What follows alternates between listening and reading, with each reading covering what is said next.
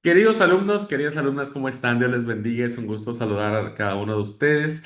Damos gracias a Dios por este tiempo que nos está permitiendo de vida, de disfrutar este invierno, al menos aquí en la Argentina. Ya se siente con toda su fuerza, pero damos gracias a Dios por permitirnos disfrutar de la vida y saber que, bueno, aún a pesar del frío y de todo, Dios nos sigue acompañando.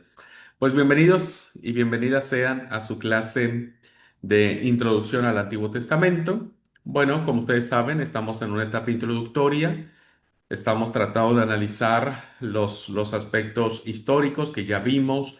Ahora estamos viendo un poco los problemas que nos puede presentar la lectura del Antiguo Testamento. Y como dije en la clase anterior, bueno, lo que vamos a ver en estas clases, pues están ahí en la palabra, nadie las inventó.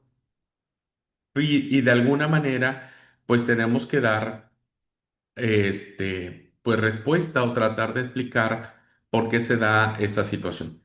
Entonces, abordábamos en la clase anterior lo que eran los problemas científicos o cómo ha habido esta lucha entre la ciencia y la fe. Y bueno, les pedía que pudieran hacer este ejercicio, ¿verdad? De comparar los dos relatos de la creación que básicamente tienen que ver con la forma en que nosotros contestamos a la pregunta, ¿cómo se crea todo? Entonces, a veces decimos, está bien, nosotros no creemos en la teoría de la evolución, ¿vale? Es decir, que no, los seres humanos no evolucionamos.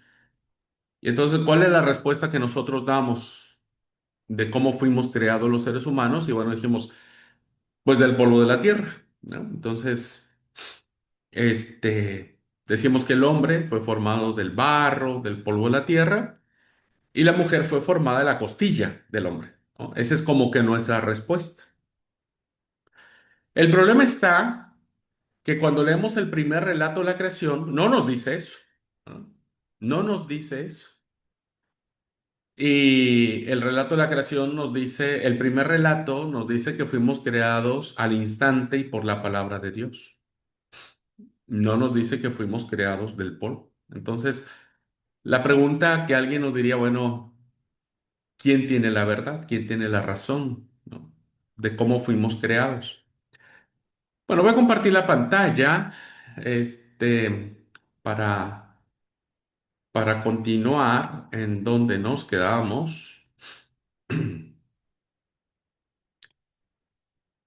Y de esa forma, un segundo, porque me parece que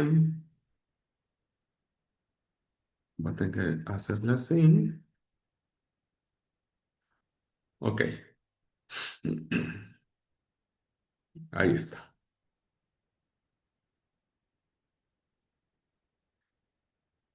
Muy bien, entonces, como les había comentado, era importante que leyeran los dos primeros capítulos, ¿verdad?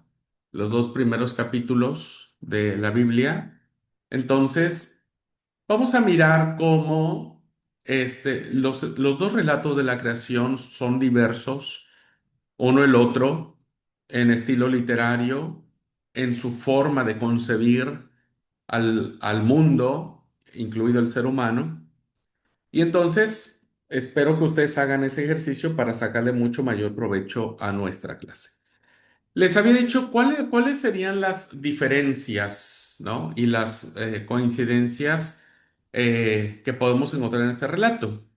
No sé, Marisol, si quieres compartir lo que hayas podido sacar, está bien, y si no, no te preocupes. Sí, pastor.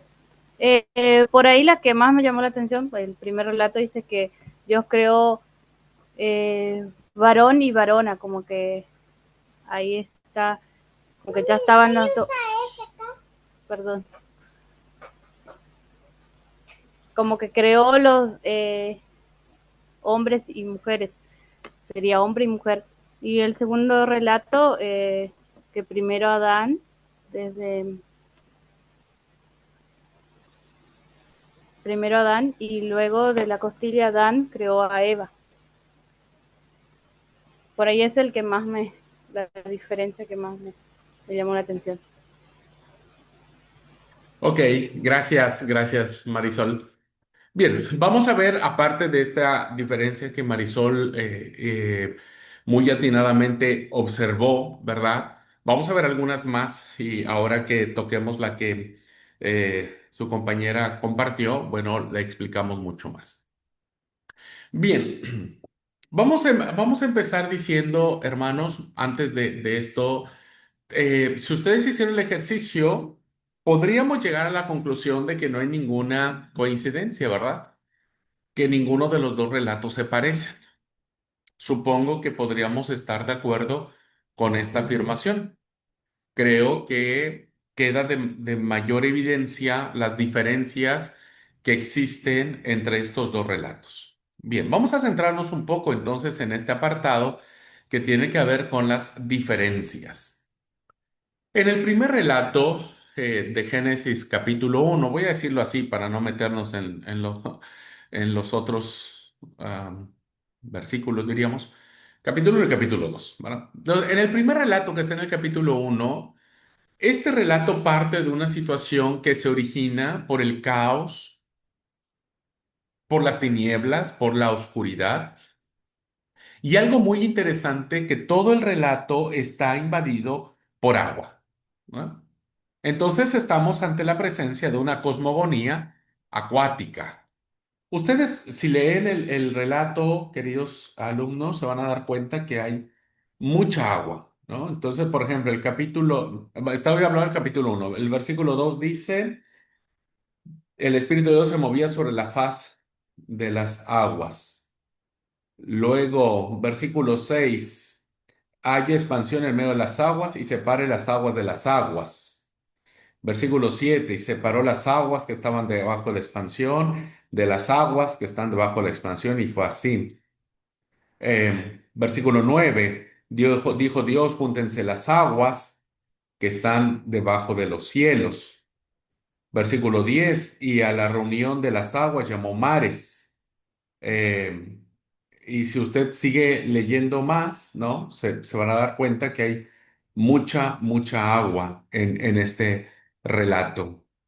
Eh, y entonces estamos ante un relato acuático, ¿verdad? Donde el caos lo domina el primer relato, hay caos, todo estaba desordenado y vacío y el Espíritu de Dios se movía sobre este caos.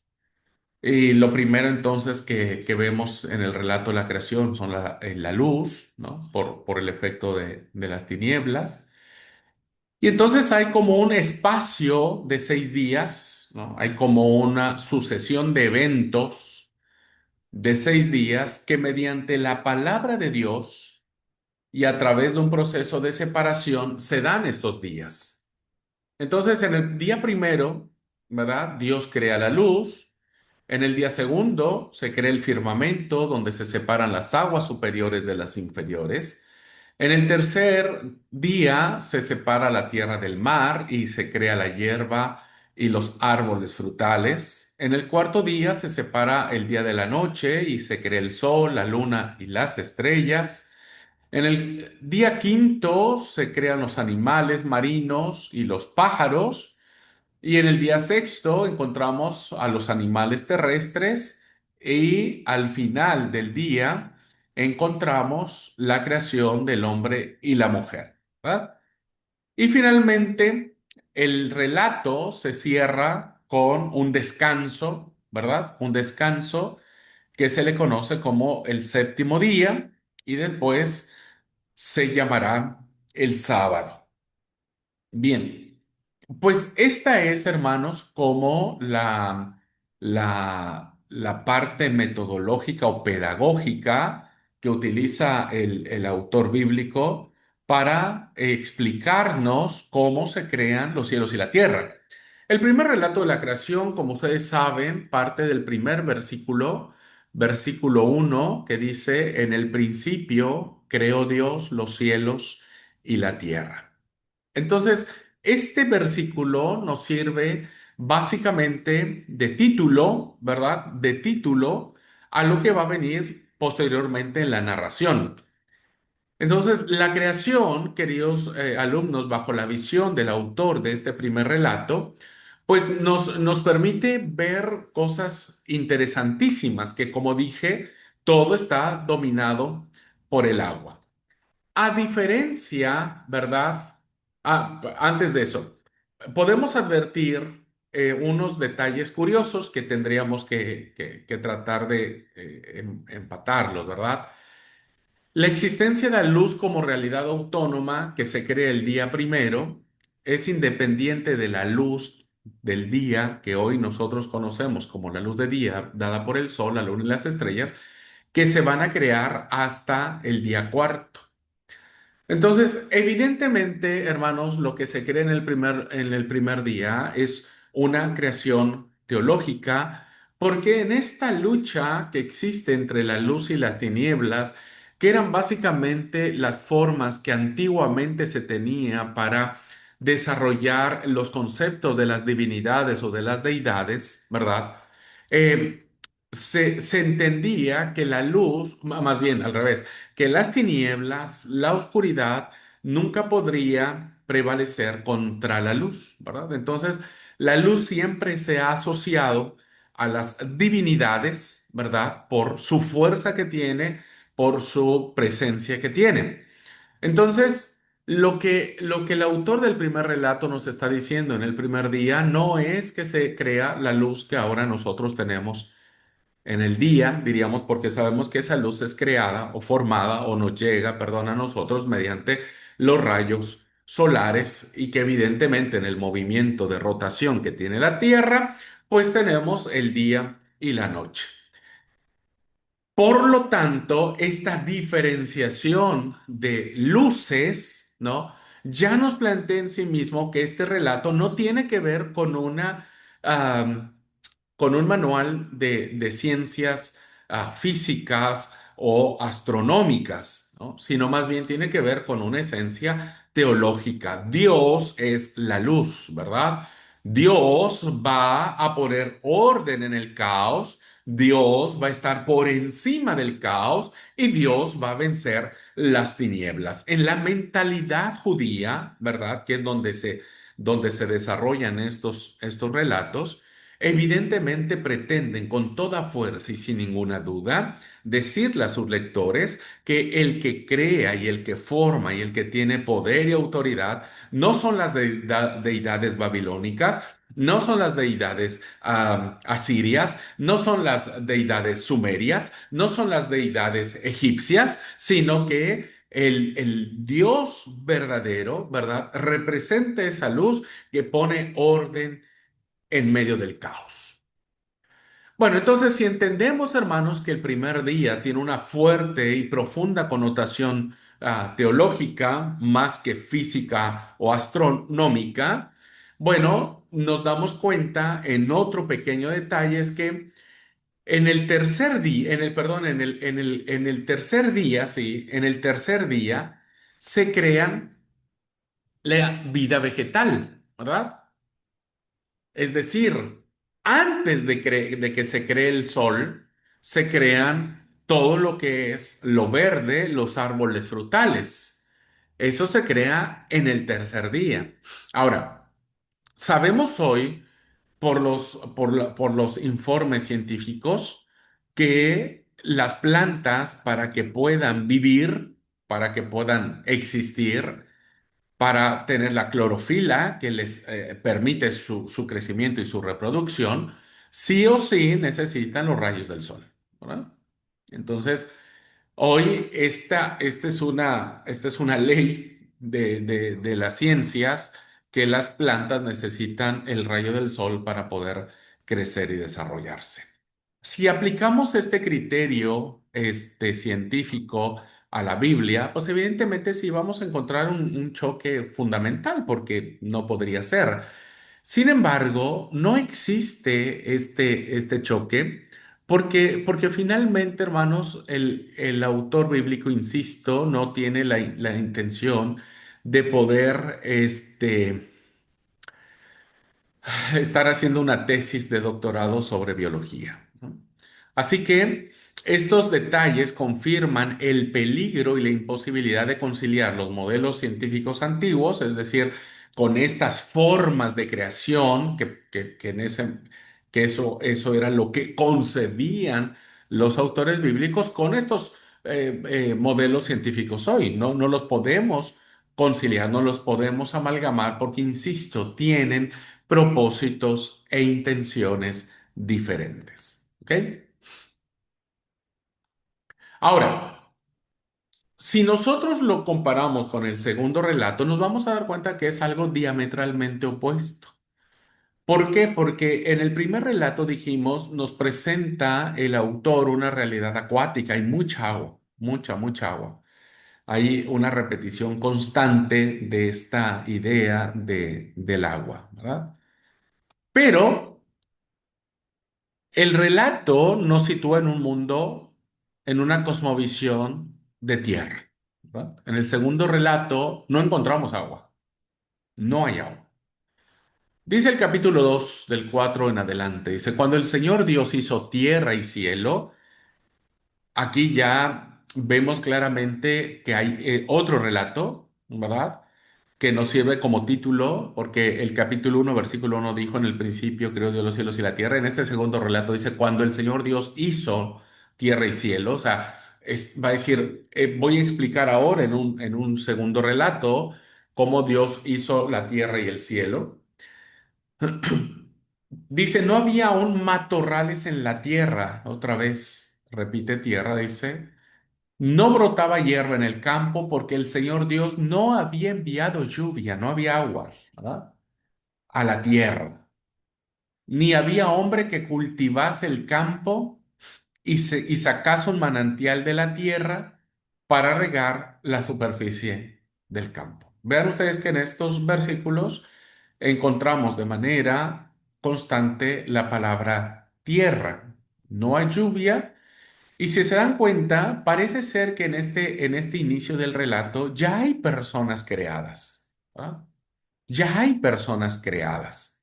Porque dice, ni había hombre que cultivase el campo y sacase un manantial de la tierra para regalarlas. O sea, como que el segundo relato, ¿verdad? Ya nos ubica en un tiempo, en un momento en donde está formulando el relato a partir de la conciencia de la vida humana, ¿no? Entonces dice, miren, pues no había hombre alguno, no había persona alguna que pudiera hacer este trabajo de trabajar la tierra, ¿verdad? Este,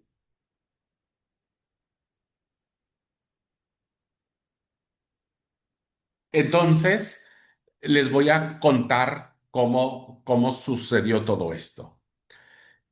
Y entonces nos encontramos con una solemnidad, perdón, con un relato muy distinto a la solemnidad del primer capítulo.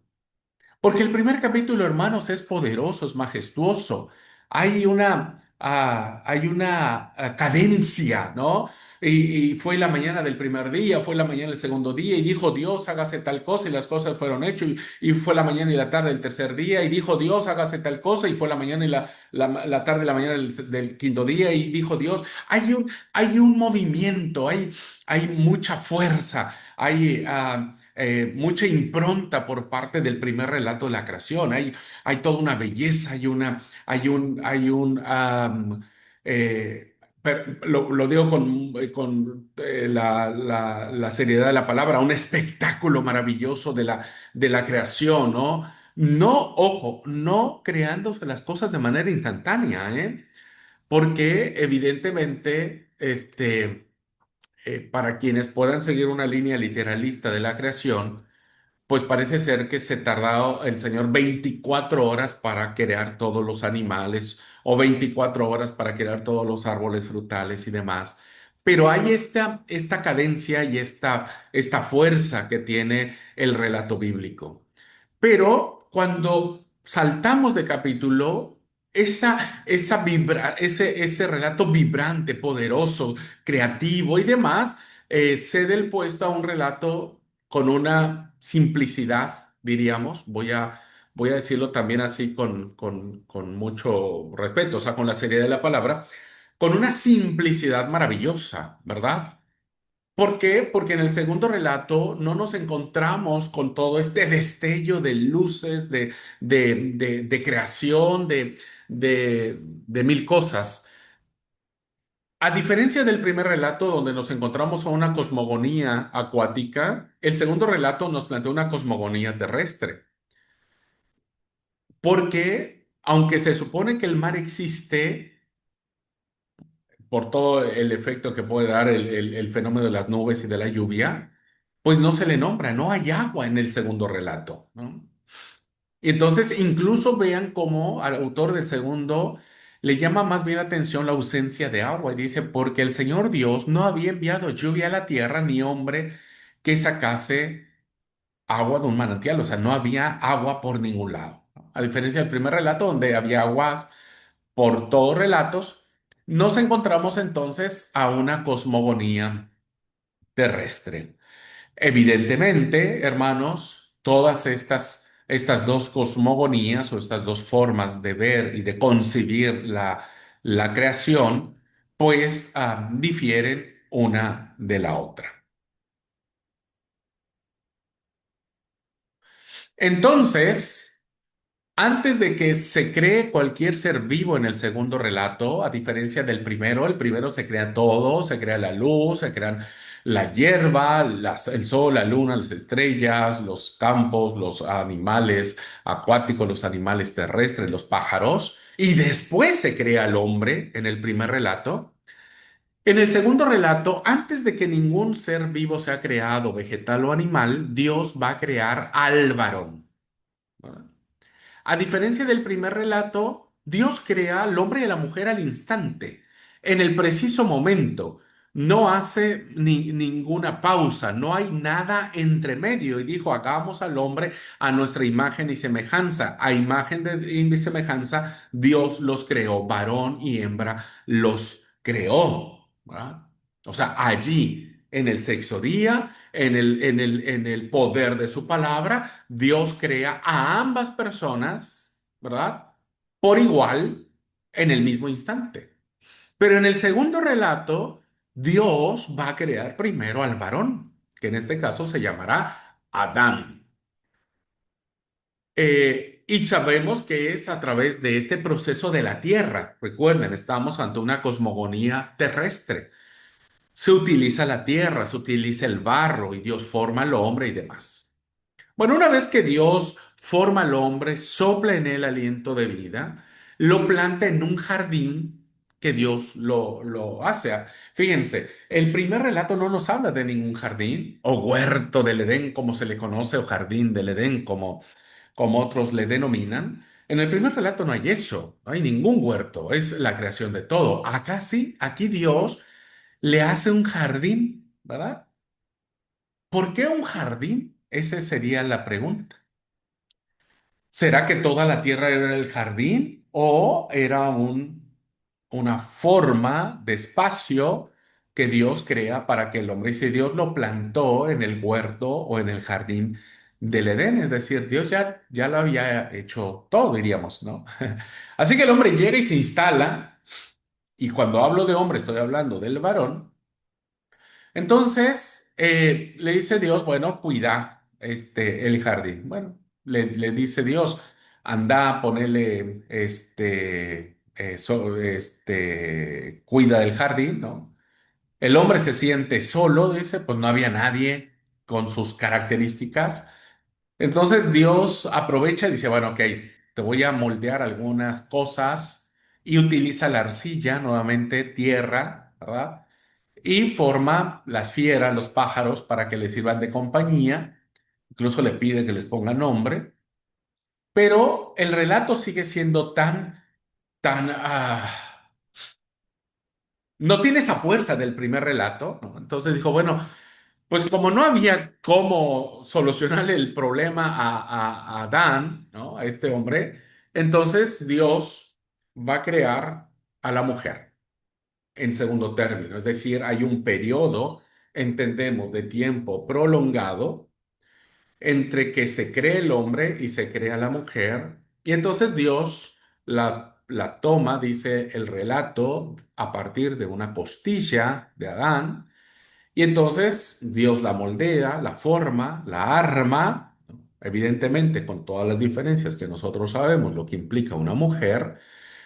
Cuando Dios se la presenta al hombre, Adán exclama y dice, esta sí hay una aceptación no tácita, más bien es una aceptación expresa de que esta sí, no los animalitos que Dios la había formado de la arcilla, esta sí que es hueso de mis huesos y carne de mi carne. Su nombre será hembra porque la han sacado del hombre. Por eso un hombre abandona padre y madre, se junta a su mujer y se hacen una carne.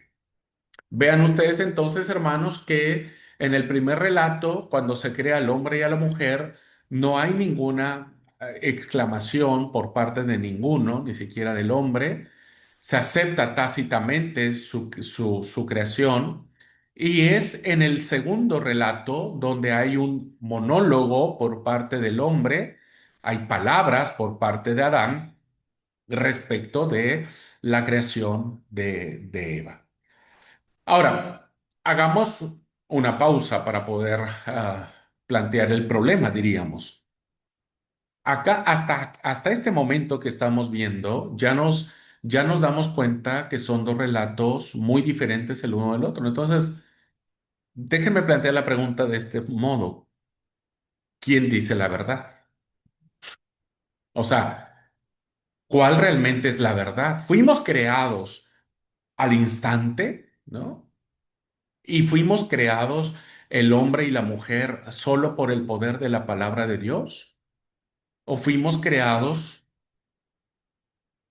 por el polvo de la tierra, en el caso de Adán, y de una costilla, en el caso de Eva? Es curioso, hermanos queridos, que cuando alguien nos pregunta cómo el hombre fue creado, nuestra respuesta está basada más en el segundo relato de la creación. Está basada en este segundo relato. Pero queda la ventana abierta para el primero. Pocas veces nosotros podemos decir a la pregunta, ¿cómo fue creado el hombre y la mujer? Por la palabra de Dios. Oye, que fue creado del barro, no, por la palabra de Dios. Oye, que fue creado por la costilla del hombre, no, fue creado por la palabra de Dios. Bueno, este razonamiento, este posicionamiento que podemos tener sobre los relatos en cuanto a su forma, cómo el primer relato va a mencionar de cómo llega todo a ser, ¿verdad? Y el segundo relato parece que ya está todo y lo único que Dios hace es montar al hombre en un jardín y luego montar a la mujer en otro momento, ¿no? En el mismo jardín. Bueno, nos hace pensar que estamos ante dos versiones de un mismo hecho. Por eso, cuando hablábamos de los problemas que nos plantea el tema, pues alguien podría relativizar la respuesta y dijo, bueno, ¿qué importa cómo fue? Lo importante es que fuimos hechos, ¿no? Pero, pues están allí, ¿no? Están los dos relatos. Y de alguna manera tendríamos que darle una respuesta para poder entenderlos. Así que, sí, Dani, adelante. Pues hermano, eh, como lo plantea, obviamente la lógica es siempre del ser humano, ¿no? Siempre es de la materia, ¿sí? La otra, obviamente para mí caben las dos opciones, ¿no? De la nada, que sería como la primera opción, pero físicamente no se puede, ¿no? O sea, físicamente como ciencia no se puede, ¿no? Yo entiendo que para Dios no es imposible, ¿no? La segunda es la más que uno diría, es la más coherente, la más racional, porque está el detalle y todo eso. Pero tiene peso lo que dice la hermana, ¿no? De la palabra de Dios, así haya sido de la nada, Dios tiene el poder para hacerlo. ¿Sí? Es como lo. pues lo pienso, pero pues caben las dos posibilidades, ¿no? Sí, sí, gracias, Dani. ¿Por qué caben las dos posibilidades? Porque las dos están allí, ¿verdad? Ahora, el tema no es cuál cabe más o cuál cabe menos. Ante alguien, estamos hablando de quienes pueden cuestionar esto desde un punto de vista científico y dirían, pues es ilógico. Incluso ninguna de las dos, ni siquiera el segundo, científicamente podría parecerse, porque eh, quién hace algo del polvo en la tierra y quién hace algo de un hueso, ¿no? Este, pero ya Dani está yendo muy bien en la reflexión, es decir, bueno, eh, ¿qué es la verdad? ¿Cuál es la verdad que nos encierran o nos otorgan estos relatos? Voy a avanzar un poco antes de contestar la pregunta. Porque vamos a diferenciar entre ambos relatos y lo vamos a resumir en los siguientes puntos para que vean las diferencias que existen en uno y el otro. Por ejemplo, el orden de la creación es absolutamente irreconciliable. No podemos reconciliar los dos relatos. No podemos. ¿Por qué? Porque el orden de la creación es eh, totalmente diferente, no solamente hablando del hombre y de la mujer, sino de todo lo que se creó. En Génesis uno, ¿verdad? Si nosotros seguimos el ritmo, bueno, pues, son vegetales, peces, pájaros, animales terrestres y finalmente la humanidad reflejado en el hombre y la mujer que se crean de manera simultánea, ¿verdad? Dios no hace nada. Dios no mete las manos. Dios no sopla su espíritu. Dios no hace dormir al hombre. Dios no abre al hombre y le saca una costilla. En este relato encontramos, ¿no es cierto?, una diferencia abismal. El segundo relato, fíjense, es diferente. Primero es Adán como varón. Luego vendrán los vegetales, los animales, los pájaros, ¿verdad? Y finalmente vendrá Eva. Entonces, por este lado no lo podemos reconciliar. Y entonces aquí viene la pregunta que he planteado. Si decimos que el orden del capítulo primero es el verdadero, si decimos que así Dios creó los cielos y la tierra, pues cuando leemos el segundo capítulo, pues nos damos cuenta de que no sabríamos. Miren, hagamos un ejercicio, ¿verdad? Estamos en una clase, estamos aprendiendo juntos, no demeritamos nuestra fe y espero que esperen hasta el final de la clase para que yo lo pueda explicar mejor. Pero supongamos que no existe el primer relato, pues nosotros no sabríamos nunca, ni siquiera el sábado, ¿verdad? Porque el sábado aparece en el primer relato. O supongamos que no existiera el capítulo 2 del Génesis, pues nunca sabríamos que el hombre fue creado del polvo y la mujer de una costilla, etcétera, etcétera. Pero tenemos los dos relatos y cada uno de ellos nos cuenta una forma diferente. La pregunta es, ¿cuál es entonces el orden que Dios reveló? O sea, ¿a cuál de los dos relatos debemos creer de cómo se dieron las cosas? Porque los dos relatos están en la Biblia. Entonces, no podríamos decir, bueno, le hago más caso a uno y menosprecio al otro. No podríamos hacer eso. No podríamos relativizar a uno y absolutizar al otro. No podríamos decir, bueno, y las dos cosas sucedieron. A ver, no podemos decir que las dos cosas sucedieron porque en una suceden instantáneamente y en la otra suceden con un lapso de tiempo considerable. Pues tampoco podríamos, ¿verdad?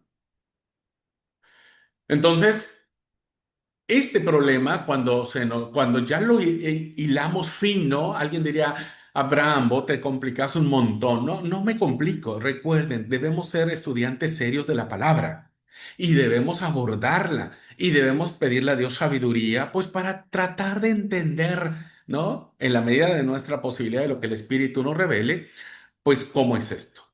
Todavía no doy una respuesta. Estoy planteando los problemas a los que podemos enfrentarnos ustedes y yo cuando alguien que sí hila fino, que sí conoce la escritura y que la puede conocer mal o bien o como ustedes gusten y manden, pues nos pueden preguntar. Y entonces, ¿Cuál de los dos relatos es la verdad? ¿Cómo fuimos creados? Bien, otra diferencia, los medios para crear. Esto es interesantísimo, ¿verdad? Porque en el primer relato, Dios emplea solamente su palabra. No necesita más. Basta que dé una orden para que el deseo de Dios se cumpla. Y dijo Dios, hágase la luz, y la luz fue hecha. Punto. No hay alternativa, no hay oposición, no hay resistencia. El poder de la palabra será fundamental para el orden sucesivo de la creación de las cosas. Entonces es solo su palabra. Dios no tiene que hacer nada. A diferencia del segundo relato, Dios mete las manos, diríamos, ¿verdad? Dios hace, no dice, hace. ¿Por qué? Porque Dios aparece primero como un alfarero que va a moldear de arcilla, de barro, de polvo, como ustedes gusten, a un hombre llamado Adán. Lo hará lo mismo con las fieras del campo y los pájaros del cielo. Y después tomará una figura de artista, ¿no? Que va a trabajar en moldear la costilla de un hombre para sacar de ella a la mujer. Ya en ella ya no sopla aliento, ya no en la mujer ya no hay esta,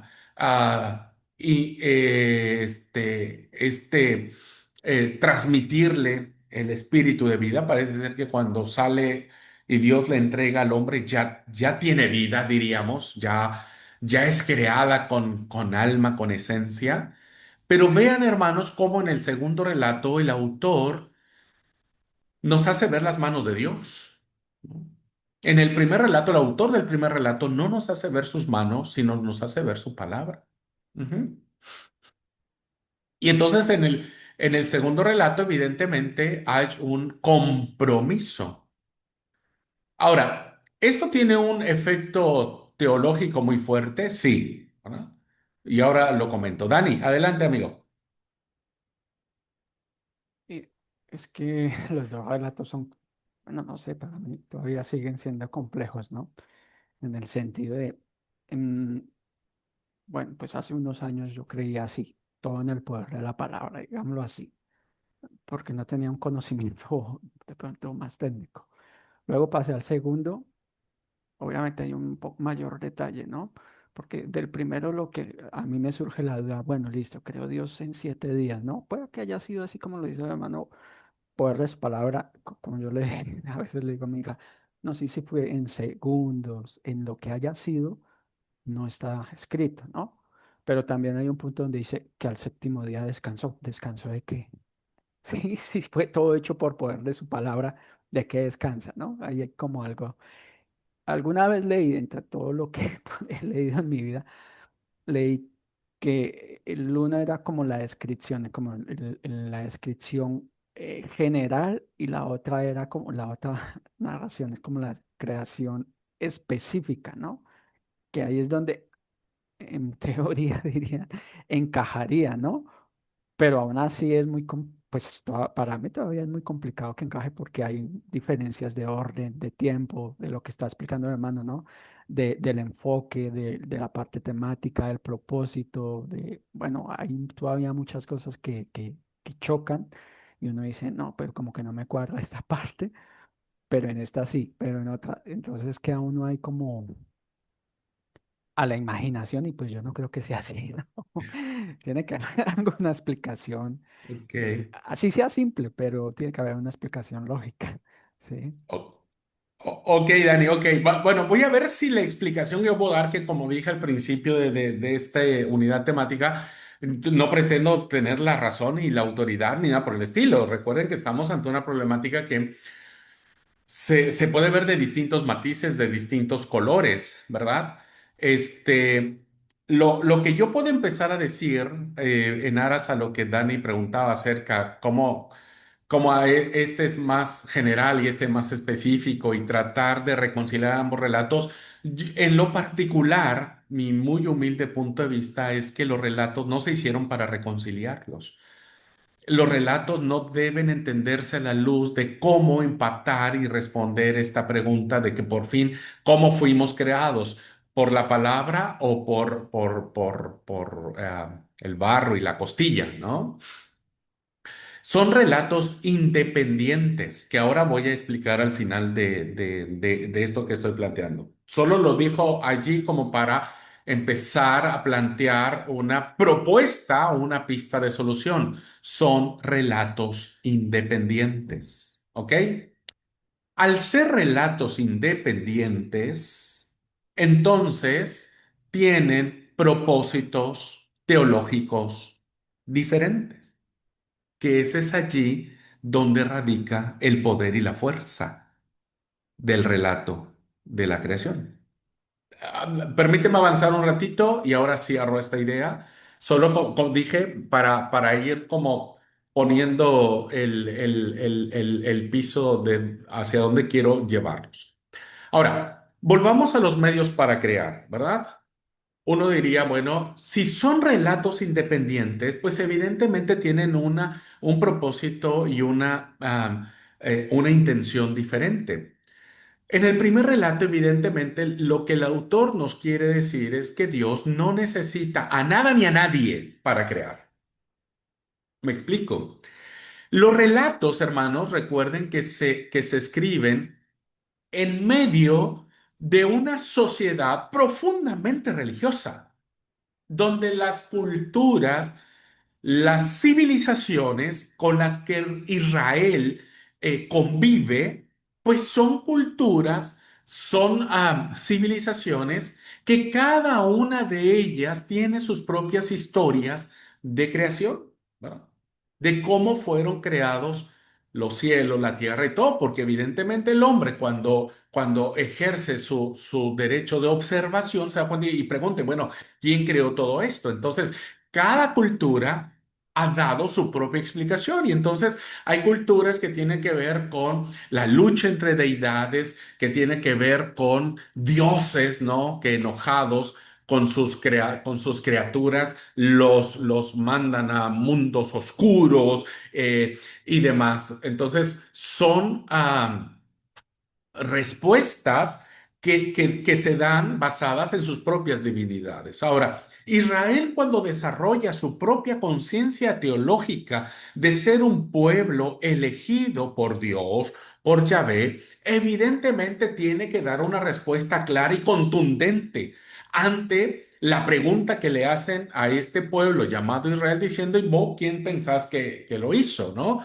¿Lo hicieron los dioses egipcios? ¿Lo hicieron los dioses babilónicos? ¿Lo hicieron los dioses sumerios? ¿Quién hizo todo esto? Y entonces Israel, con esta profundidad teológica que le da el ser el pueblo elegido de Dios, dijo, no, no fueron los dioses egipcios, ni babilónicos, ni asirios, ni sumerios, ni nada por el estilo, fue Dios quien lo hizo. Entonces, Dios... El Dios que nos ha hecho su pueblo no necesitó ni necesita poder alguno ni permiso alguno para crear. Entonces, en el primer relato, el autor trata, y lo hace perfectamente bien, trata de explicar a sus lectores que solo Dios con su poder puede crear todo.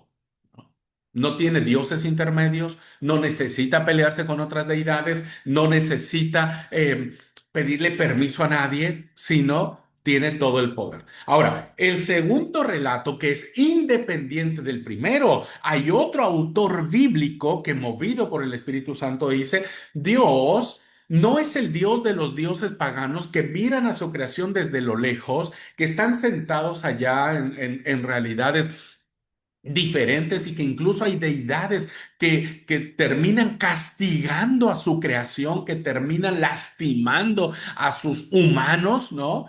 Entonces, el autor del segundo relato dijo, no, nuestro Dios es un Dios que es tan fuerte, tan poderoso, que viene a meterse en la realidad nuestra. Se viene y se ensucia las manos con su creación.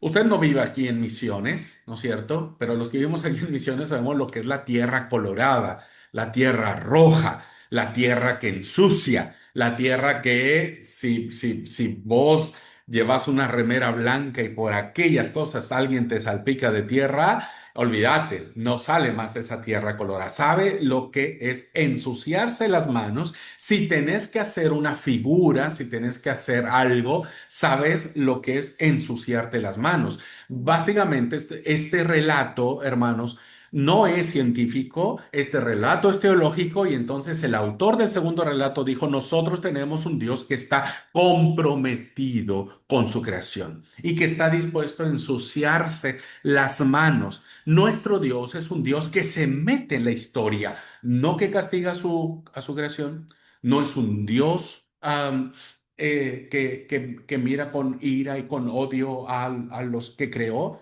Es un Dios que con amor, con paciencia y no importando ensuciarse las manos, forma al hombre y a la mujer. Ujú. Bueno, perdón, había alguien que puso algo aquí en el chat, ahora veo. Entiendo que una es un enfoque sacerdotal y otra ya vista por los diferentes tiempos de escritura, dice Dani. Sí, yo no me quiero meter ahora, hermanos, porque sería complicarles un poco la vida a ustedes o un mucho, y no quisiera complicarles, pero ustedes lo van a ver en su clase de Pentateuco, donde van a volver a retomar este tema, ¿verdad? Y entonces habrá una propuesta dentro de los eruditos que no todos coinciden, ¿verdad? Incluso muchos eruditos importantes no están de acuerdo con las tradiciones en las que se elabora la Biblia. Yo aún todavía, con algunas reservas, sigo creyendo en estas tradiciones de cómo se conforma el texto bíblico. Y hay cuatro tradiciones, ¿verdad? Que insisto, no quiero explicarlas ahora porque es perderlos mucho.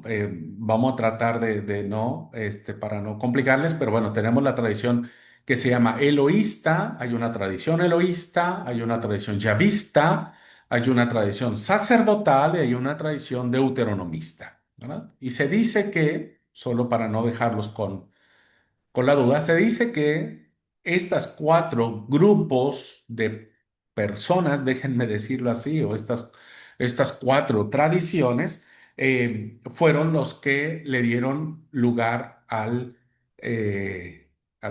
Pentateuco, ¿verdad? Ahora, no me quiero meter mucho en eso porque muchos siguen creyendo que el Pentateuco, todo el Pentateuco, es decir, todos los cinco libros de la Biblia, desde Génesis 1:1 hasta Deuteronomio 30 y no sé cuánto, o 40 creo, fue escrito por Moisés. Ujú. Entonces, por eso ustedes lo van a ver en su clase de Pentateuco. Ujú. Yo ahora solamente les estoy dando esta introducción y les estoy planteando básicamente cuáles serían las pistas para poder entender estos dos relatos. ¿Ok? Bueno, vamos a avanzar un poco más. El fin del hombre. Otra, otra diferencia que encontramos. En Génesis 1, en el primer relato, se enfoca de manera grandiosa la forma en que el hombre va a tener su razón de vida. Pues Dios le dice al hombre, crezcan, multiplíquense, llenen la tierra, sométanla. Hay, hay una orden muy fuerte de comandar, ¿no? La tierra.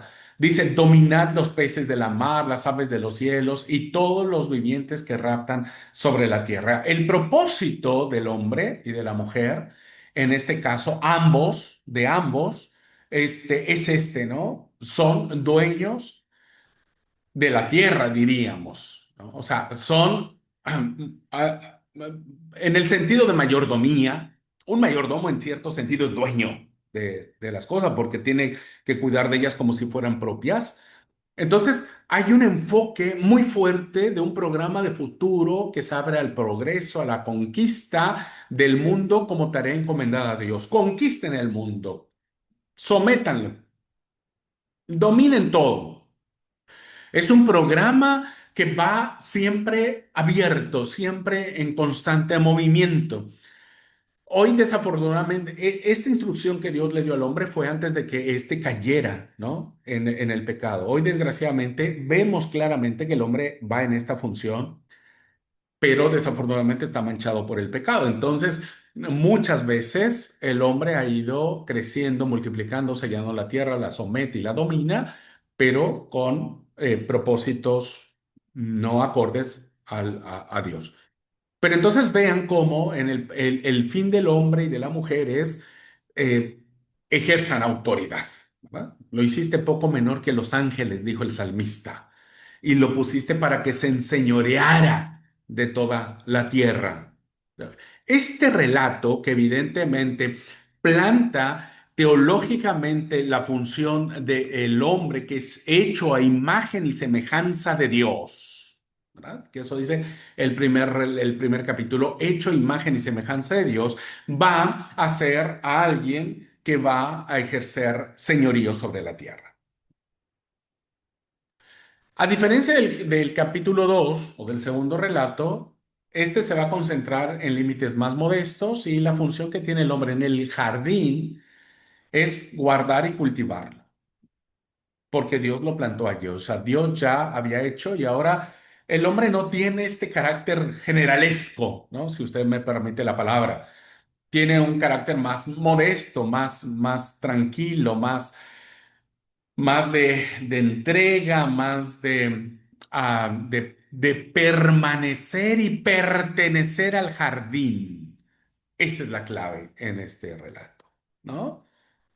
De mantenerse dentro del jardín, que es fundamentalísimo, porque en este jardín que Dios plantó, Dios está allí y lo tiene que mantenerse dentro de él, tiene que cuidar de él. Entonces, debe estar dentro de lo que Dios ya creó, ¿no? No tiene esta fuerza de dominio, de sometimiento y demás, sino más bien de permanencia y de pertenencia. ¿Ok? De permanencia y pertenencia. En el primer relato tiene más la fuerza de ir, de incluso salir y conquistar y dominar y someter. Entonces, evidentemente, hermanos, pues los autores de estos relatos nos plantean las diversas formas que el hombre ha ido y debe ir haciendo y reconociendo en su búsqueda de Dios.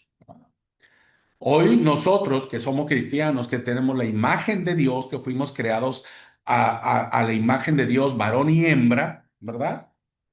Seguimos en esta búsqueda del futuro, de la conquista, de señorearnos sobre la creación. Tratamos de hacerlo bien, pero esta es nuestra función.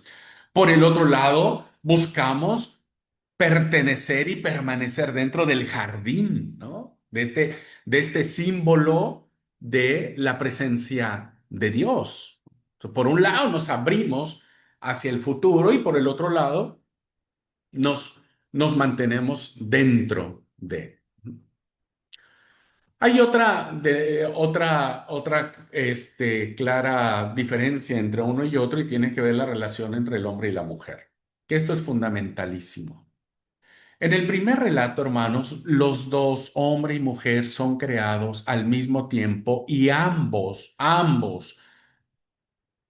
son el reflejo de la imagen de Dios. Dice el texto, este relato, y creó Dios al hombre a su imagen, a imagen de Dios lo creó, varón y hembra los creó. Al autor del relato le interesa el sentido de la humanidad en el mundo, de la humanidad total, completa, sin división, sin subordinación. No cree que el hombre esté por encima de la mujer. Los dos aparecen como señores de la creación animada e inanimada porque los dos reflejan la imagen del Creador. Desafortunadamente, nuestros modelos machistas o patriarcales no le hacemos mucho caso al primer relato de la creación, ¿no? Insisto, por nuestros reductos de comprensión de la escritura y hemos desarrollado en el mundo niveles de sometimiento hacia la mujer muy fuertes. Y se sigue creyendo que la mujer es un ser inferior por una mala lectura de lo que aparece en el segundo relato, porque en el segundo relato no se plantea el dominio del hombre sobre la naturaleza, sino la realidad sorprendente del matrimonio. Miren, qué es lo que dice mucha gente trata de justificar y decir que la mujer es un ser inferior, porque bueno, el segundo relato dice que el que fue creado primero es el hombre. Y evidentemente Pablo utilizará muchas metáforas al respecto que hay que entender con claridad y con mucha calma los relatos de los relatos paulinos en función de la mujer en las iglesias donde él dirige sus cartas. Lo que sí es cierto, hermanos, es que en el segundo relato hay eh, esta separación, si podemos llamarlo así, de formas de crear al hombre y a la mujer. Es cierto, el hombre fue creado primero en el segundo relato, fue creado primero, Dios lo forma y después sopla en él aliento de vida, ¿no? Le comparte su espíritu, su naturaleza, su esencia creativa y demás. Después, como bien lo dice el segundo relato, como Adán estaba solo, pues Dios le hace dormir, forma una costilla, arma a la mujer y se la presenta al hombre, ¿no? Entonces, qué es lo que se plantea en las lecturas machistas o patriarcales? Pues decir, no, es que Dios primero creó al hombre y entonces Dios crea a la mujer después en un segundo término, lo crea con un elemento diferente al que fue creado el hombre, ¿no? Y entonces, a partir de ahí se dan estos niveles de subordinación, ¿verdad? Pero esa es una mala lectura del capítulo 2 de Génesis. Dos cositas interesantes que debemos resaltar. Eh, el hecho de que Adán haya sido creado primero no es signo de superioridad, sino más bien es símbolo de soledad. ¿Ok? No es signo de superioridad, sino más bien es símbolo de soledad. Y el hombre estaba solo. No hallaba cómo. Nadie era como él. Entonces, el hecho de que haya sido creado primero no es superioridad, no es decir, Dios crea primero al hombre para que fuera superior a la mujer. No, simplemente que al crearlo primero se coloca en el ámbito de la soledad. El hombre estaba solo y no había ayuda idónea para él, entonces Dios interviene. Primer punto. Por lo tanto, hermanos, aunque el hombre haya sido creado primero, no nos da ningún derecho de poder ni ultrajar ni menospreciar a la mujer pensando que es diferente a nosotros. Eso es pecado delante de Dios. ¿Verdad? El tratar a la mujer como un ser inferior es un pecado delante de Dios porque eso no dice la palabra. Y en segundo lugar, queridos hermanos, este relato, este segundo relato, tiene su fuerza en el matrimonio. Fíjense cómo el primer relato termina con el sábado, ¿no? O el séptimo día, vamos a decirlo así, el séptimo día, con el descanso que se bendice, se santifica y se descansa, se santifica y se bendice. Pero el segundo relato no termina con el sábado, termina con algo mucho más importante, que es el matrimonio, la familia. Y entonces, cuando Adán mira a la mujer, la mira como de él. Esto empata mucho con el primer relato, ¿no? Adán nunca la mira como alguien inferior. Dice, ella es varona, ¿verdad? Ella es varona. Este, porque ha sido tomada del varón, es decir, es igual a mí, ¿no? Es igual. Entonces, todos estos criterios, hermanos, que desafortunadamente a veces en nuestra iglesia se siguen desarrollando y viendo a la mujer inferior, Bueno, la verdad es que son criterios que hemos usado por conveniencia y que no son correctos, porque evidentemente el hombre y la mujer somos hechos a imagen y semejanza de Dios y tenemos la misma autoridad. No hay ni subordinación ni supraordinación, es decir, nadie está por encima, pero también nadie está por abajo, sino es una coordinación entre el hombre y la mujer. Estos relatos, vean entonces cómo los relatos en sí mismos, sus diferencias, no terminan chocando el uno con el otro, sino enriqueciendo las verdades que encierran los mismos relatos. Por eso se dice, queridos alumnos, que tanto el sábado como el matrimonio son creacionales. Son creacionales y están salvaguardados de cualquier otra influencia cultural, ¿no? A veces nos dicen, no, es que el sábado es de los judíos y Dios clavó en la cruz todos los mandamientos y las leyes de los judíos, incluido el sábado. No, el sábado no es de los judíos. El sábado es creacional. El sábado es el día en donde no hay judíos, no hay israelitas, no hay pueblo elegido, no hay nada. Es la humanidad completa. Lo mismo que el matrimonio en el segundo relato. Entonces, ¿por qué el hombre abandona a su padre y a su madre, a los que está unido por la sangre y la historia y forma una nueva familia? Es tan irresistible la atracción por la mujer, por supuesto, ¿no? Fíjense cómo este relato es interesantísimo. Hoy nuestras culturas van en contra del texto, ¿verdad? Porque ¿quién abandona la casa del padre y la madre? Cuando alguien se casa, ¿quién la abandona? ¿Quién lo deja? Pues la mujer. En nuestras culturas son que la mujer tiene que dejar a su papá y su mamá e irse con el marido a donde le lleve. Pero el primer relato dice que no. El hombre dejará a su padre y a su madre y se unirá a su mujer. O sea, quien deja el nido, diríamos, pues es el hombre. Hoy no sucede así. Por eso el relato parte del varón. En este primer relato, parte de Adán, pero no porque es machista. Finalmente, si eso fuera, Adán le hubiera dicho a Eva, ¿sabe qué? Vos deja a tu mamá, vos deja a tu papá y venite conmigo. Pero no, fue al revés, ¿no? El que Eva proceda de la costilla de Adán no significa que sea inferior a él, sino que simboliza la profunda intimidad y compenetración entre ambos. Esta sí que es hueso de mis huesos y carne de mi carne. No hay subordinación, no hay que la mujer sea inferior, tampoco es superior. Hoy desafortunadamente nos hemos ido a los extremos, ¿verdad? Donde el machismo hizo mucho daño y sigue haciendo mucho daño dentro de las iglesias, dentro de los ministerios de la iglesia. Se ve a la mujer como que no es digna de pararse en el púlpito, que no es digna de...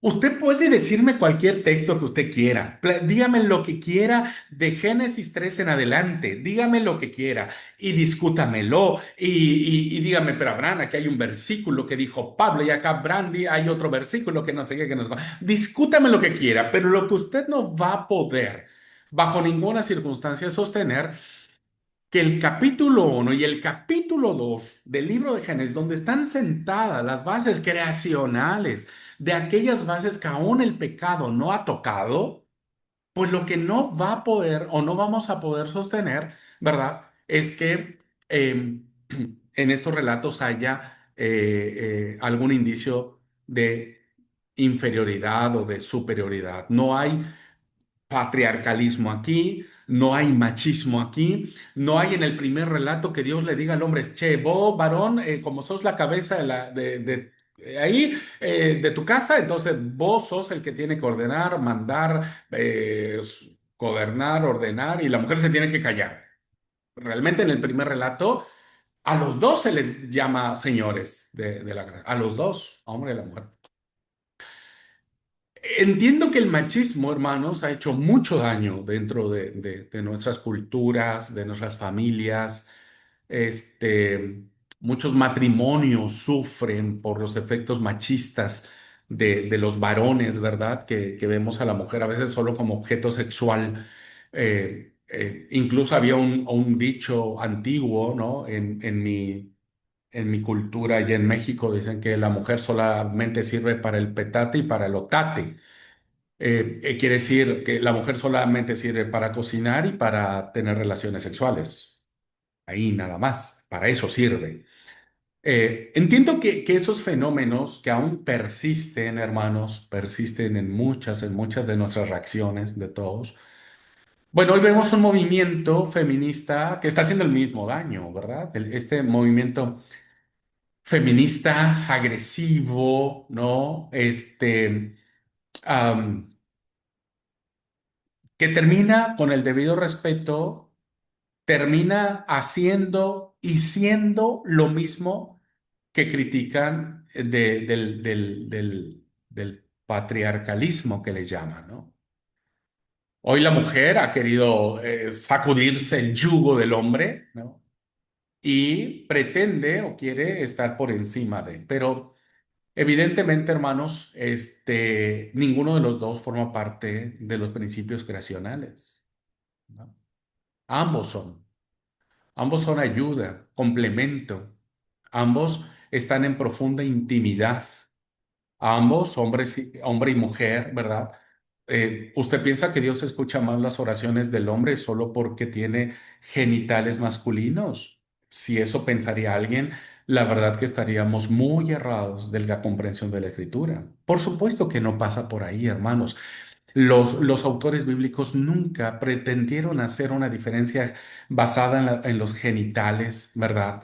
Físicos que tenemos como personas, bajo ninguna circunstancia. Sus efectos son teológicos, son profundos, son de igualdad, son de un Dios que no tiene favoritos, ¿no? Que no hace más favorito a uno que a otro.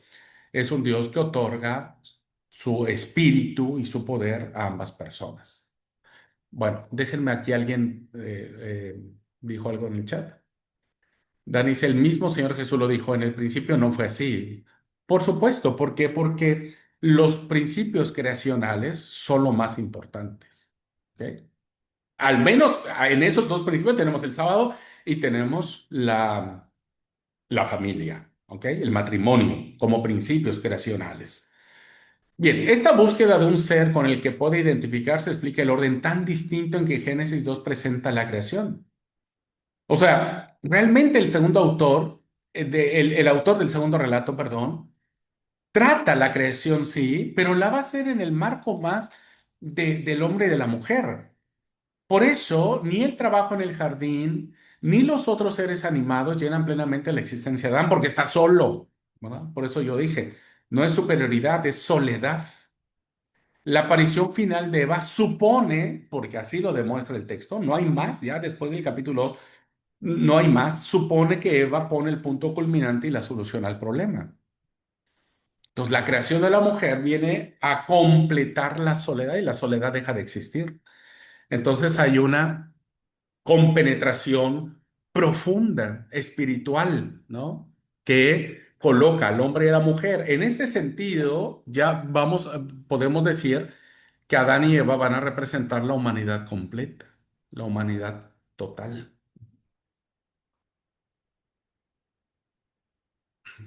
Así que esta rápida comparación entre dos relatos paralelos demuestran que a los autores bíblicos, y aquí ya empieza un poco, voy a tratar de dar la explicación. Hay otras cositas más que podríamos plantear de los dos relatos, pero estos ejemplos nos permiten decir lo siguiente. Podemos demostrar que a los autores bíblicos no les interesa primordialmente las afirmaciones científicas. Recuerden que estamos en este subtema que tiene que ver con los problemas científicos, ¿no? De la lectura del Antiguo Testamento. Pues no, no les interesa. Los autores usan modelos de su tiempo, de su observación, muy diversos entre sí, porque tienen distintas, ¿cómo se llama? Intenciones teológicas. Necesitan expresarse de algún modo. De algún modo tienen que reflejar la realidad de la verdad que ellos consideran que es correcta, pero no pretenden presentarlo como palabra de Dios, es decir, Este relato que yo digo es así porque Dios me lo reveló así. Entonces, el segundo relato no le hagan caso, es trucho o demás. No, bajo ninguna circunstancia, porque si no, entonces sí, estaríamos ante la presencia de que un relato es verdadero y el otro relato es falso. No, bajo ninguna circunstancia. Las ideas básicas que tienen los autores en relación de todo lo creado con Dios, la misión, el puesto del hombre en el mundo, la relación entre hombre y la mujer, que es lo que vimos ahora, son compatibles con cualquier teoría científica presente o futura que no niegue la existencia de Dios. Por otra parte, no es misión de la ciencia afirmar ni negar dicha existencia. El que Dios haya creado al hombre solo mediante su palabra o a partir del barro, o, vean lo que dice, por evolución a partir de unas especies inferiores, no afecta el contenido esencial del mensaje bíblico. Voy a hacer un alto aquí para explicar, ¿no? Miren, sí, tengo el tiempo para explicar. Hace rato les comentaba que para poder entender o tratar de entender un poco esto, debemos ver los dos relatos de manera independiente. No los podemos fusionar porque entonces nos vamos a meter en graves problemas. No se puede fusionarlos. Ni deberíamos intentar. Es más, creo que los autores que hicieron esto o que escribieron estos relatos tampoco tenían la más plena intención de que eso sucediera. Por eso lo escriben de manera totalmente diferente. ¿Responden estos relatos a situaciones concretas, de personas concretas, de circunstancias concretas? Sí. Recuerden, hermanos, que todos los textos bíblicos, todos responden a una situación concreta. Ujú. Es decir, el autor bíblico se siente impulsado por el Espíritu Santo, evidentemente, a escribir y a dar respuesta a una necesidad que en su momento, en su contexto y bajo sus circunstancias están demandando una explicación. Entonces, cuando leemos los relatos de la creación, evidentemente a los autores bíblicos les demanda su circunstancia dar una explicación desde su pensamiento, desde su sentimiento de que son pueblo elegido de Dios, de cómo se creó todo. Entonces, un autor bíblico dice, Dios fue quien creó todo esto y lo hizo a través de su palabra y su palabra es poderosa y su palabra nadie la detiene. Nuestro Dios es un Dios que con el poder de su palabra puede crear de la nada todo. Esa es la conclusión a la que llega este autor. Y entonces el otro autor dice, ¿sabes qué? Dios ya había hecho el huerto del Edén, seguramente lo hizo hermoso, los ríos que lo riegan, dice la Biblia, ¿no es cierto? Los cuatro ríos que lo riegan, que hay cosas hermosas, valiosas, ta, ta, ta, ta. Entonces, Dios va a culminar algo maravilloso y alguien tiene que cuidar el jardín, alguien tiene que ah, cultivar el jardín o el huerto, como quieran llamarlo, ¿no? Y entonces, nuestro Dios es un Dios que se compromete con su creación. Es un Dios que se ensucia las manos. Es un Dios que está presente con los suyos. Es un Dios que sopla su propio aliento. Es un Dios que llena la soledad de las personas, no con algo diferente, sino con lo mismo. A Dios no le costaba nada, hermanos y hermanas queridos, agarrar otro pedazo de barro u otro costal de tierra, perdóneme por así decirlo, y crear a la mujer. No le costaba nada, pero Dios no le, el autor le está diciendo, Dios necesitaba crear a alguien dentro de sí, por sí y para sí.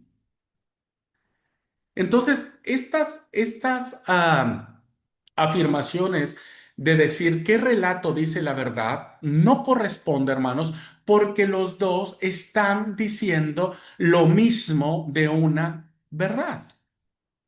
Me explico. Miren, hace rato, cuando iniciábamos la clase, les dice una pregunta que no sé quién, decimos aquí en Argentina, no sé quién pisó el palito, ¿no?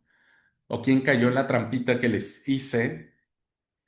Porque cuando yo les mandé a hacer la tarea de que vieran las diferencias y las coincidencias que existían en los relatos, bueno, no sé sus conclusiones, pero yo decía al principio de la clase que seguramente la mayoría dijo, pues no hay ninguna coincidencia porque son relatos totalmente diferentes. Y yo les dije, evidentemente no hay ninguna coincidencia, ¿verdad? Así que vamos a centrarnos en las diferencias. Pero no es así, hermanos. Miren, ¿cuál es la verdad o la propuesta de solución que damos al respecto de esto que puede parecer un problema? Eh, suponiendo, hermanos, suponiendo, escúchame bien lo que voy a decir, suponiendo que el hombre, que usted y yo, el hombre y la mujer, pues no venimos ni del polvo de la tierra, ni fuimos creados por la palabra de Dios, sino que venimos de este proceso evolutivo.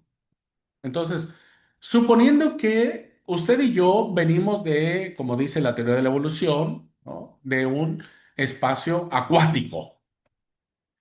Y se supone que la vida comienza a partir de una pequeña partícula acuática que con el paso de los miles y millones de años, pues esa partícula acuática va desarrollándose y va evolucionando y después salta a la Tierra, ¿no? Deja de ser acuático y se convierte en terrestre. Supongamos que nosotros venimos de esa partícula acuática, ¿ok? ¿Cuál es la respuesta que nos está planteando los dos relatos? Pues no importa, ¿verdad? Si venimos de esa partícula. Lo importante es quién creó esa partícula, ¿no? Algo que ya Dani había dicho. ¿Quién creó esa partícula? Entonces, suponiendo que la teoría de la evolución es correcta, pero entonces nos tendrían que contestar esta pregunta muy válida, ¿verdad? ¿Quién crea esa partícula? Porque nada se crea de la nada, porque hasta la fecha nada se crea de la nada, ¿no? Entonces, porque si algo se creara de la nada, pues ahorita se estuvieran creando cosas de la nada. Eso no existe y no va a existir nunca. Entonces, ¿quién creó esa partícula? Y la respuesta que nos dan los relatos bíblicos es Dios. ¿Por qué, queridos hermanos? Porque la verdad absoluta que nos quieren revelar estos relatos no es tratar de empatizar entre sí, sino decir desde distintas cosmovisiones y desde distintas respuestas a las necesidades que tienen los autores bíblicos para explicar que en última instancia, que en el último momento de la explicación de la historia de quién creó los cielos y la tierra es Dios. Entonces, la respuesta es Dios pudo haber creado al hombre tanto por el poder de su palabra como del polvo de la tierra y de la costilla de un hombre. Porque al final es Dios. ¿Recuerdan lo que dice Génesis 1:1 y recuerdan lo que dice el título de Génesis 2, este, que planteamos el título? ¿Qué dice Génesis 1:1? En el principio, ¿quién creó los cielos y la tierra? Dios. Esa es la clave, hermanos, en la que se va a desarrollar todo el texto sagrado. Y el segundo relato va a decir lo mismo. En el segundo relato va a iniciar diciendo, el día que Jehová Dios hizo la tierra y los cielos. ¿Quién lo hizo? Jehová Dios. Fue Dios, en última instancia, lo que hizo. Por eso, esa parte que dice, el que Dios haya creado al hombre solo mediante su palabra, a partir del barro, o suponiendo que sabemos que no, fue por la evolución de las especies, el contenido especial que tiene estos dos relatos, hermanos, y con el que se va a sustentar todo el texto sagrado, todo, hasta Apocalipsis, ¿verdad? Tiene que ver que es Dios. No es la deidad sumeria, no es la deidad babilónica, no es Marduk, No son los dioses egipcios, no es Ra, no es nadie de ellos, ¿no? Es Dios, Dios, Yahvé, el Dios de Abraham, de Isaac, de Jacob, Jehová, Dios, Elohim, Shaddai, Adonai, los nombres sagrados de Dios con los que nosotros lo identificamos, el Dios de Jesucristo, el Padre de Jesucristo, el Dios nuestro, es quien lo hizo todo. ¿Me explico? Entonces, vean cómo la fuerza teológica de los relatos no se está peleando con las ciencias porque pues, no fue con ese propósito, ¿verdad? Entonces, debemos saber, como dijo este escritor del siglo XVIII, la Biblia no nos enseña cómo está hecho el reino, sino cómo se va al reino, que eso es lo más maravilloso. Ahora, sí, creo que alguien escribió allí, déjenme ver, perdón, vamos al chat, dice... El creador, seguro que Dani contestaba esa pregunta. ¿Quién hizo todo esto? Pues Dios. Es lo mismo que el Big Bang o la gran explosión, es lo mismo. Quien dio ese impulso para generar esa explosión, es lo mismo. Perfecto, Dani, es así. O sea, aún la propia teoría del Big Bang, es decir, dos estrellas colisionaron. ¿Quién hizo esas estrellas? ¿Quién las formó? ¿De dónde vinieron?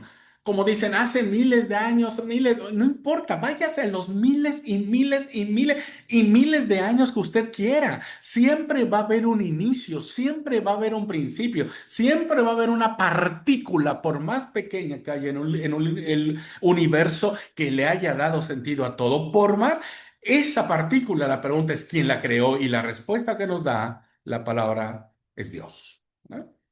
Por eso, el conflicto entre la Biblia y la ciencia natural no debe existir porque caminan no de manera ajena, hermanos, creo que caminan de manera paralela. Nosotros lo hemos creado con nuestra ignorancia y con la manía de presentar como revelación divina lo que simplemente es una explicación humana, ¿verdad? Son los autores bíblicos que en su capacidad, en su destreza. El primer autor tiene una destreza maravillosa para escribir, ¿verdad? Tiene una fuerza mágica, perdón la palabra, es en el muy buen sentido. No se vayan a confundir. Una fuerza mágica muy fuerte. El segundo no, es más, ¿no? Dani es igual que las fuerzas físicas, hermano. Lo que ustedes digan, ¿verdad? La propuesta que ustedes me hagan, siempre la respuesta va a decir, Dios fue quien lo hizo.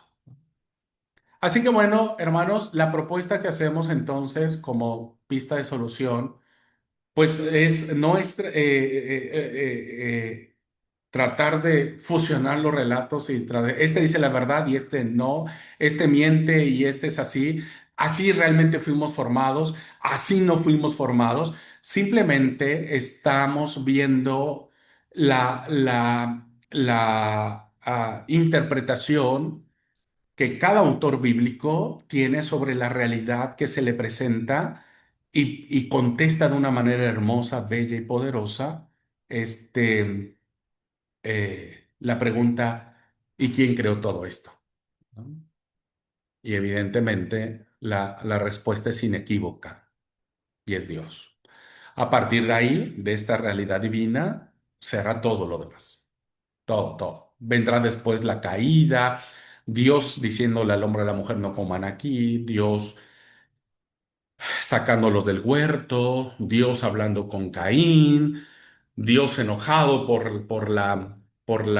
el pecado del mundo, Dios salvando a Noé y a su familia, Dios confundiendo las lenguas, Dios hablando y llamando a Abraham de Ur de los Caldeos, Dios hasta el final, dice Apocalipsis, y entonces la santa ciudad de Jerusalén, la ciudad de Dios, descenderá de los cielos y vendrá la santa ciudad de Dios a morar con los pobladores de la tierra, con los que estemos aquí en la tierra. Entonces, fíjense cómo la fuerza teológica del texto inicia con Dios y termina con Dios, porque todo, absolutamente todo, es Dios, ¿no? Y ese es el verdadero mensaje que nosotros sacamos del texto bíblico.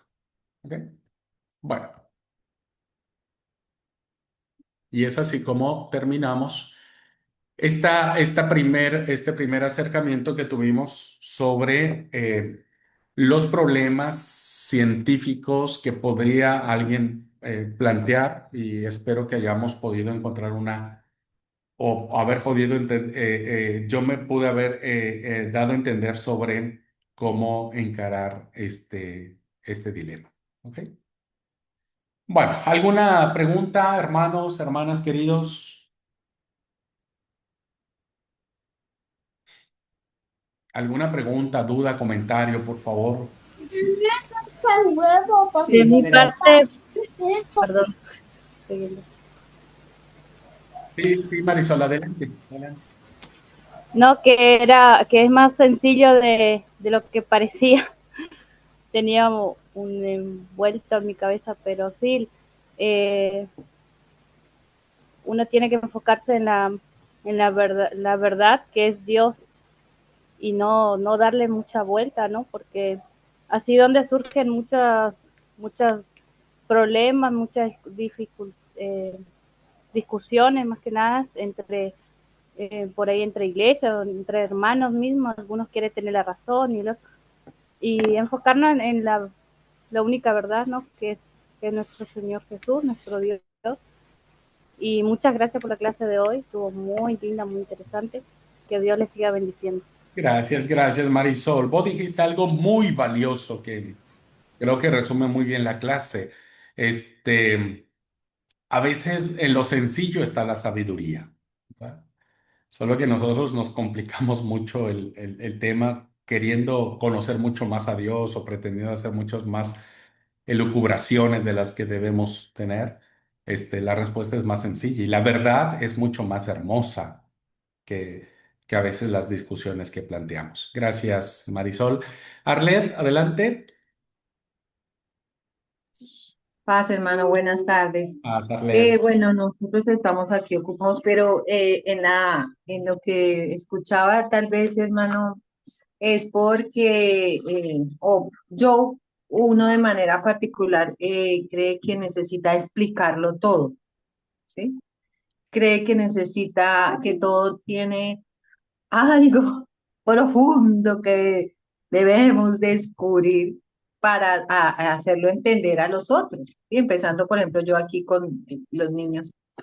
Entonces, pero no es así. O sea, es tan sencillo, es tan sencillo de pensar en que en los relatos nos ayudan a ver toda como la riqueza que tenía el pueblo en ese momento, ¿no? Ayer veía una de las clases que vimos el módulo anterior y es como ese proceso de la tradición oral, ese ejercicio se daba en mi familia, ¿cierto? Pero se daba también porque éramos nómadas, íbamos para un lado, allá nos encontrábamos con otros, y luego con otros, y luego con otros, pasaban mercaderes y nos contaban historias, entonces se iba enriqueciendo en esa forma, ¿no? Y luego llegó la tradición escrita, ¿no? Luego llegó este proceso de que empezamos a escribir, Salomón trajo nueva visión